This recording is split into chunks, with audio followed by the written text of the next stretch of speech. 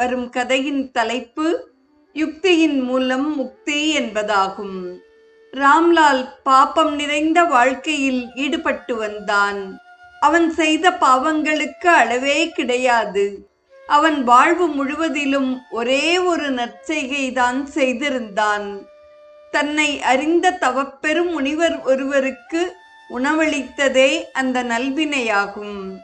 அவன் மரிக்கும் நிலையில் இருந்த பொழுது காலதேவனின் தூதன் ஒருவன் வந்து, ராம்லால், இமயமலை போன்ற பாப்ப மூட்டையை சுமந்து நிற்கும் நீ அவற்றின் பலனை அனுபவித்தே தீர வேண்டும். நீ செய்துள்ள நற்செய்கையின் நல்ல பலன் ஒன்றையும் நீ அனுபவிக்க இருக்கிறது. முதலில் நற்செய்கையின் பலனை பெற விரும்புகிறாயா, அல்லது எண்ணற்ற தீச்செயல்களின் விளைவுகளை அனுபவிக்க விரும்புகிறாயா என்பதை கூறு என்று ராம்லாலிடம் கேட்டான். ஓ தேவா, நற்செய்கைக்குரிய நற்பலனை முதலில் அனுபவித்து விடுகிறேன்.